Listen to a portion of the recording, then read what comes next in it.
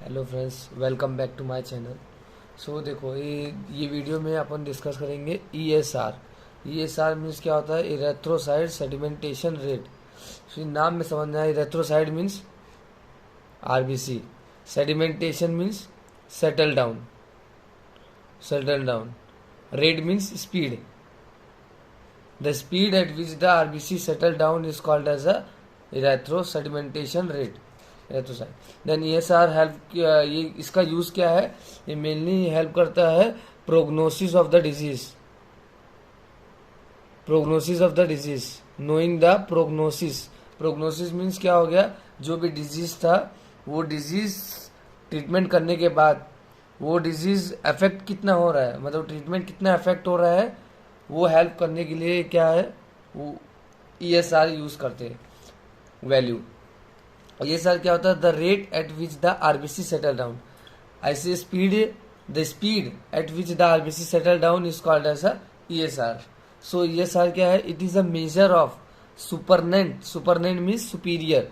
सुपरनेंट plasma separated out at the end of 1 hour. Means suppose ये एक test tubes है, इसमें कितना ब्लड, कितना प्लाज्मा सेपरेट हो गया out at the end of 1 hour, when the volume of the blood is kept undisturbed। जब भी ये अनडिस्टर्ब मीन्स एक टेस्ट ट्यूब है, उसके अंदर पूरा ब्लड लिए अपन, 1 आवर के बाद कितना प्लाज्मा सेपरेट हो गया आउट, कितने RBC सेटल डाउन हो गए, तो उसको बोलते हैं ESR। ESR मीन्स क्या हो गया? मेजर ऑफ, मेजर क्या करेंगे? सुपरनेंट प्लाज्मा सेपरेटेड, कितना प्लाज्मा सेपरेट हो गया है at the end of 1 hour, when the column of the blood is kept undisturbed। Means वो इसको ये स्टर नहीं करना है, जस्ट होल्ड करके रखना है। देन वेरिएशन क्या है? इसका कुछ वेरिएशन है।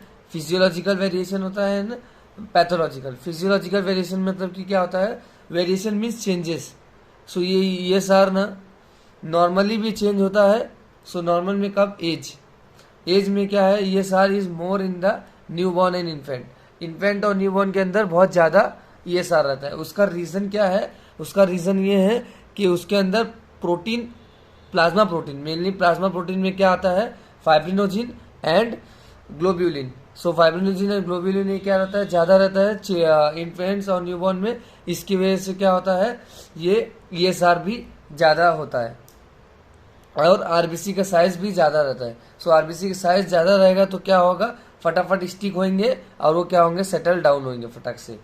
और ये फाइब्रिनोजिन है, फाइब्रिनोजिन ये दोनों क्या करता है? इंक्रीज करता है सेडिमेंटेशन रेट। अभी ये आगे देखेंगे कैसे इंक्रीज करता है सेडिमेंटेशन रेट। फिर सेकंड क्या है? सेक्स। सेक्स में क्या है? फीमेल में ज़्यादा रहता है as compare to the male, due to the hormonal, hormonal की वजह से। क्योंकि इस्ट्रोजन है, वो एक हार्मोन है जो कि क्या करता है? इंक्रीज करता है प्लाज्मा प्रोटीन। प्लाज्मा प्रोटीन में क्या आता है? वही फाइब्रिनोजिन और ग्लोब्यूलिन। सो क्या करता है? एस्ट्रोजन कभी भी फाइब्रिनोजिन को इंक्रीज करता है हार्मोन, इसके लिए फीमेल में ज़्यादा दिखता है। थर्ड है प्रेगनेंसी। प्रेगनेंसी मीन्स क्या हो गया? ESR means erythrocyte sedimentation rate. ये किसमें इंक्रीज है? In the pregnancy. प्रेगनेंसी के टाइम भी इंक्रीज हो जाता है क्योंकि हार्मोन्स एस्ट्रोजन ज़्यादा होता है। देन फोर्थ क्या है? मेंस्ट्रुएशन। मेंस्ट्रुएशन एंड लेबर क्या है? ESR increase due to the estrogen. Means ये हार्मोन की वजह से फीमेल्स के अंदर प्रेगनेंसी के टाइम और मेंस्ट्रुएशन के टाइम ये ESR ज़्यादा रहता है because of the estrogen hormone. ये एस्ट्रोजन हार्मोन क्या करता है? प्लाज्मा प्रोटीन का सिक्रेशन करता है। मेनली कौन सा? Fibrinogen and globulin. Then pathological में कुछ है। ESR इंक्रीज कब होता है? Tuberculosis, rheumatoid arthritis, malignancy, anaemia and the collagen disease. So क्या होता है? ये ट्यूबरक्लोसिस एंड रूमेटॉइड आर्थराइटिस, इसके अंदर क्या होता है? इन्फ्लामेशन होता है। इन्फ्लामेशन होता है।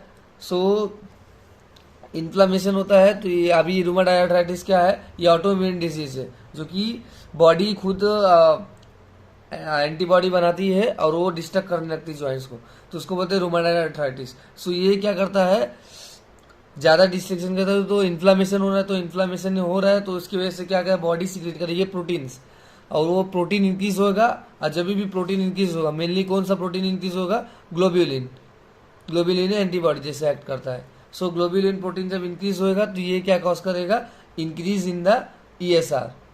ईएसआर क्या हो जाएगा, इंक्रीज हो जाएगा। सेम मैलिग्नेंसी में और अनीमिया, अनीमिया में क्यों ईएसआर इंक्रीज हो रहा है, क्योंकि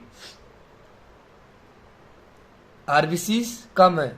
अगर आरबीसी ज्यादा रहता है तो नेगेटिव चार्ज, आरबीसी के अंदर क्या रहता है, नेगेटिव चार्ज रहता है। सो ये आरबीसी नेगेटिव चार्ज, अगर आरबीसी ज्यादा रहेगा तो क्या होगा, रिपेल होएगा एक दोनों के बीच में। सो अगर आरबीसी कम है मीन्स तभी तो एनीमिया हो रहा है ना। सो आरबीसी कम है तो क्या हो गया, रिपेल नहीं होंगे तो पास में आएंगे, उसकी वजह से क्या हो जाएगा, सेटल डाउन हो जाएंगे। तो उसको बोलते हैं ईएसआर, इंक्रीज हो जाएगा। फिर उसके बाद क्या है, ईएसआर डिक्रीज किसके अंदर होगा, डिक्रीज किसके अंदर होगा, polycythaemia means, polycythaemia means simply increase RBC. Increase RBC को बोलते हैं पॉलीसाइथेमिया। एंड देन उसके अंदर भी उसके बाद सिक्कल सेल एनीमिया हो जाता है। मीन्स साइज है ना, जो साइज और शेप है जो आरबीसी का, वो क्या होगा, नॉर्मल सिक्कल शेप का रहेगा। क्या होता है मालूम है, नॉर्मल बायकॉन्केव शेप है ना आरबीसी का, नॉर्मल बायकॉन्केव शेप में क्या होता है, रोलेक्स फॉर्मेशन होता है। रोलेक्स फॉर्मेशन मीन्स क्या होता है, सिंपली आरबीसी का एक क्या बोलते हैं, कॉइन जैसा लेयर्स बनता है। सो उसको बोलते हैं रोलेक्स फॉर्मेशन। तो क्या होता है, अगर बायकॉन्केव शेप नहीं रहेगा, अगर कोई भी दूसरा शेप रहेगा आरबीसी का, तो उसमें क्या होगा, रोलेक्स फॉर्मेशन प्रॉपर नहीं होगा। रोलेक्स फॉर्मेशन प्रॉपर नहीं होगा तो क्या होगा, सिंपली ईएसआर क्या हो जाएगा, डिक्रीज हो जाएगा। इरेथ्रोसाइट सेडिमेंटेशन रेट क्या हो जाएगा, डिक्रीज हो जाएगा। ये हो गया। उसके अंदर क्या है, hereditary spherocytosis means, sphero means circle, sphere shape, और साइटोसिस मीन्स सेल। तो आरबीसी के सेल्स कैसे है, स्पीयर शेप के, तो इसमें भी क्या हो जाएगा, डिक्रीज हो जाएगा ये साल। हाइपोफाइब्रिनोजेनेमिया, हाइपोफाइब्रिनोजेनेमिया मीन्स, एमिया मीन्स कभी भी आया तो ब्लड आएगा। Whenever the emia means came means blood. Fibrinogen means fibrin, fibrinogen is there which is present in the blood. और हाइपो मीन्स डिक्रीज, जब भी फाइब्रिनोजिन डिक्रीज हो जाएगा तो क्या हो जाएगा, ये सार डिक्रीज हो जाएगा। अब यहाँ पे एस्ट्रोजन इंक्रीज हो रहा था, वो क्या क्या इंक्रीज कर रहा था, प्लाज्मा प्रोटीन। प्लाज्मा प्रोटीन में क्या है, फाइब्रिनोजिन। जब फाइब्रिनोजिन इंक्रीज हो रहा था तो क्या हो रहा था, ये सार इंक्रीज हो रहा था। सो फाइब्रिनोजिन अगर डिक्रीज होएगा तो ये सार क्या हो जाएगा, डिक्रीज हो जाएगा। अब उसके बाद क्या क्या है, फैक्टर्स है। So sedimentation rate is influenced by the shape of the RBC, RBC के शेप से। सेकंड क्या है, RBC shape means biconcave shape रहेगा अगर, तो ये क्या होगा, ईएसआर ज्यादा रहेगा। और बाकी दूसरा कोई भी शेप आएगा चेंज हो जाएगा, बायकॉन्केव शेप छोड़ के कोई और भी शेप रहेगा तो वो क्या हो जाएगा, ईएसआर डिक्रीज हो जाएगा। रोलेक्स फॉर्मेशन बताया मैं, कॉइन लाइक लेयर।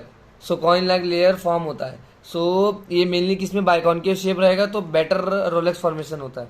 सो अगर रोलेक्स फॉर्मेशन चेंज हो जाएगा कब, जब shape of the RBC change होएगा। फिर viscosity, viscosity means thickness blood, अगर ब्लड का ज्यादा थिकनेस है तो क्या हो जाएगा, ईएसआर डिक्रीज हो जाएगा। क्यों डिक्रीज हो जाएगा, क्योंकि थिकनेस ज्यादा है। थिकनेस ज्यादा है तो उसको सेपरेट करने में टाइम लगेगा, इसकी वजह से क्या होगा, उसका स्पीड सेटलिंग डाउन का कम हो जाएगा। तो उसके बाद क्या है, फाइब्रिनोजिन। फाइब्रिनोजिन के अगर फाइब्रिनोजिन बढ़ गया तो ईएसआर बढ़ जाएगा। Globulin content same, globulin content अगर बढ़ जाएगा तो क्या हो जाएगा, ईएसआर बढ़ेगा। फिर क्या हो गया, any change in the shape of the RBC, ESR decreases. कोई भी चेंज हो जाएगा other than the biconcave shape. Biconcave shape normal shape है, अगर वो शेप छोड़ के कोई और भी शेप चले जाएगा तो ईएसआर क्या हो जाएगा, decrease means settling down, decrease हो जाएगा। क्यों, because of the decrease in the rouleaux formation. Rouleaux formation means proper layer of the RBC. Then as the size of the rouleaux increases, जैसे जैसे साइज इंक्रीज होगा तो क्या होगा, rate of fall of red cell is increases. Means क्या होगा, अगर size means ये लेयर इंक्रीज होते जाएगा तो क्या होगा, सेडिमेंटेशन रेट भी इंक्रीज होते जाएगा। फिर क्या है, और एक मेन रीजन क्या है, फाइब्रिनोजिन। फाइब्रिनोजिन है, फाइब्रिनोजिन है, फाइब्रिनोजिन, फाइब्रिनोजिन है तो ये क्या करता है, फाइब्रिनोजिन, हाँ फाइब्रिनोजिन। सो फाइब्रिनोजिन है, सो ये क्या करता है, ये है बेसिकली आरबीसी क्या रहता है, नेगेटिव चार्ज रहते हैं, नेगेटिव चार्ज रहते हैं। तो ये फाइब्रिनोजिन क्या करता है, इसको न्यूट्रलाइज करने लगता है आरबीसी को। तो जब भी न्यूट्रलाइज होने लगे तो क्या होगा, दोनों क्लोज आने लगेंगे। सो क्लोज आने लगेंगे तो क्या होगा, रिपेल नहीं हो पाएगा आरबीसी के बीच में रिपेल्शन खत्म हो जाएगा, तो उसकी वजह से क्या हो जाएंगे, ये स्टिक हो जाएंगे एंड एग्रीगेट हो जाएंगे as a layer of the coin. So ये एक रोलेक्स फॉर्मेशन बना लेंगे और उसकी वजह से क्या होता है, ये सार इंक्रीज होता है। तो ये RBC are in this sentence, RBC are negative charges and they repel each other. RBC क्या नेगेटिव चार्ज है और वो रिपेल ईच अदर करते हैं। When fibrinogen increases, fibrinogen increase होगा तो चार्जेस आर न्यूट्रलाइज, जो भी आरबीसी के चार्जेस है वो न्यूट्रलाइज होंगे, therefore repelling force are remove, जो रिपेल फोर्स है वो रिमूव हो जाएगा। और दिस फेवर्स, इसकी वजह से क्या हो गया, दोनों को पास में आने लगेंगे और उसकी वजह से क्या हो गया, रोलेक्स फॉर्मेशन हो जाएगा। So thank you for watching this video. If you have any doubt, then comment me, and this notes is provided in my Instagram channel. Thank you.